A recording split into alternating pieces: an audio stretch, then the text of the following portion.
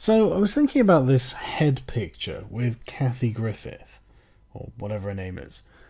And she's been an actress for decades, and she's, famous and presumably wealthy. And so I tweeted out this picture.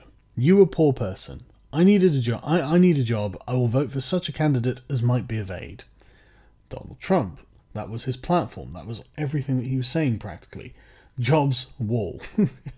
Both designed to essentially do the same thing. Keep out illegal immigrants to increase the job market. And then, obviously, with the caption, me a wealthy socialite, with her holding the severed head of Donald Trump.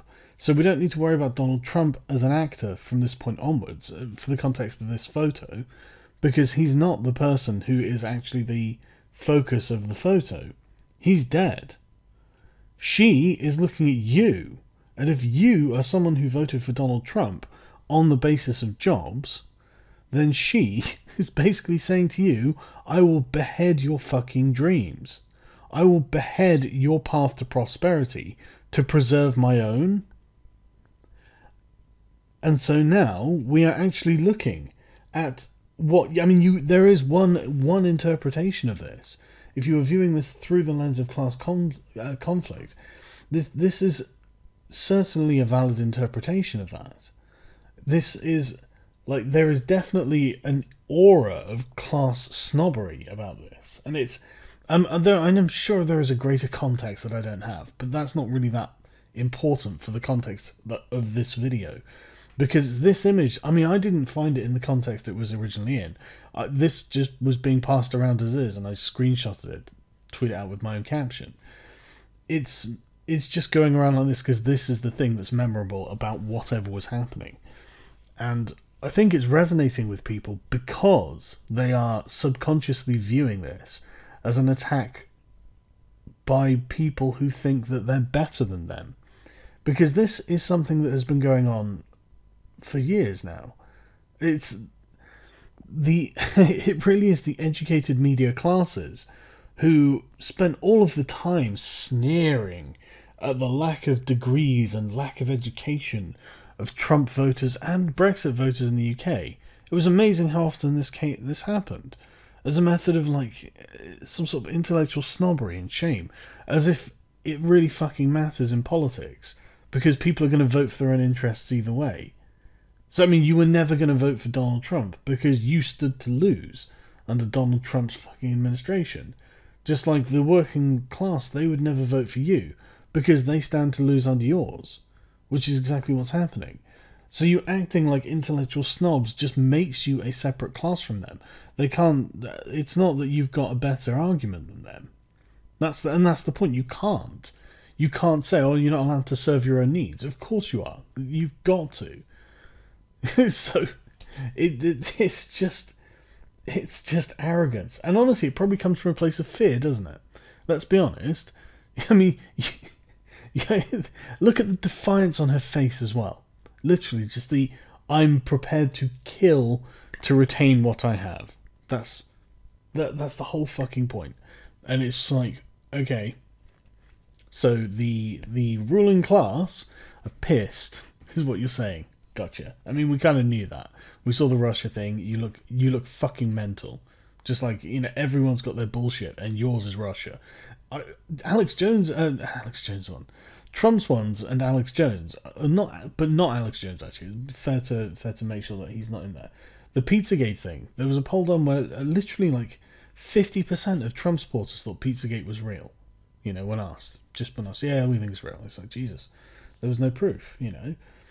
And Hillary, with that, it was something like 89 or 80% of Hillary supporters thought the Russia conspiracy theory was true, and it was like, Jesus, everyone's got their conspiracy theories, haven't they? Seriously, everyone really does. It's amazing. But yeah, I find it interesting to look at this as a statement of power, and it's a statement of intent as well. So you can look at it through the lens of analysing the power dynamics between the classes, and this is something. This comes from people who are terrified of losing power. I swear. You don't get art like this normally. You didn't get this under Obama, did you? Anything like this. Holy fuck. Just as a cultural symbol As for what goes around and gets embedded in people's memories and what they remember going on into the future, this is going to be one of those things. This is going to be something that a historian would like to see.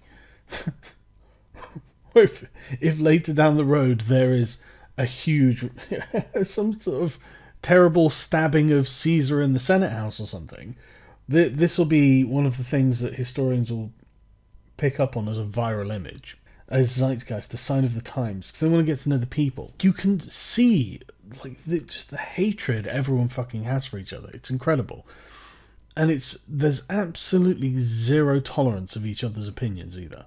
Absolutely none. It is all right or all wrong all the fucking time.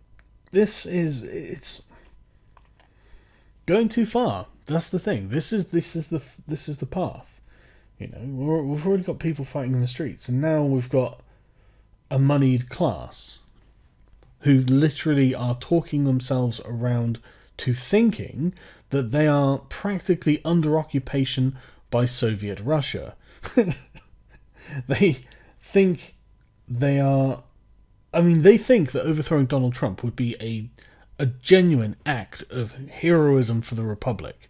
So I'd recorded those thoughts, and I was just waiting for the video to render, so I went on Twitter, and I came across this. Kathy Griffith, the lady in the picture holding the head, apologising. Hey everybody, it's me, Kathy Griffin. I sincerely apologize. I am just now seeing the reaction of these images. I'm a comic. I crossed the line. I moved the line, then I cross it. I went way too far. The image is too disturbing. I understand how it offends people. It wasn't funny. I get it. I've made a lot of mistakes in my career. I will continue. I asked your forgiveness, taking down the image, going to ask the photographer to take down the image, and I begged for your forgiveness. I went too far. I made a mistake, and I was wrong. So I would never ask her to actually apologise for a joke. Again, I don't like it when people apologise for jokes. You were just kidding. You know, you were just kidding. You didn't mean anything by it. You know, maybe you can say, I'm sorry that it hurt your feelings. If that's something that you are concerned about, if it's someone you like, but you can't say, oh, this was wrong. No, it's just a joke. It's by definition not wrong, because by definition not serious. So don't give me this shit, it was wrong to do it. But yeah, so I wouldn't ask her to apologise, but it really seems like she realised that she's done something that's got a bit of a greater meaning to the people that it's being seen by. And again, you might say, well, that was out of context. Well, unfortunately, that happens, doesn't it? We need to plan for that eventuality, and that seems to be what's happened here. So, but to be honest with you, I haven't even looked for the context, because it really doesn't matter. I'm commenting on the cultural phenomenon going on at the moment. But what the fuck kind of context are you going to have where she's holding the severed head of the president?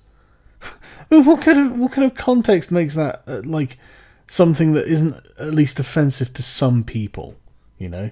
And don't get me wrong, and again, I'm not saying it shouldn't be offensive. I actually like jokes that are offensive. That's one of the things I actually like. It's one of the few things I find funny anymore.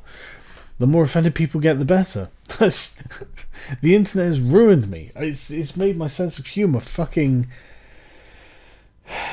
not dark, but, like, cynical. If it's... I do so much to amuse myself these days. God, it's because everyone's so fucking insufferable. That's what it is. Everyone is such a righteous crusader. So, god damn it. I'm just so, like, not bothered about how much of a righteous fucking crusader you are. But yeah, so the lady apologised. So, I mean, I would accept it if I was offended.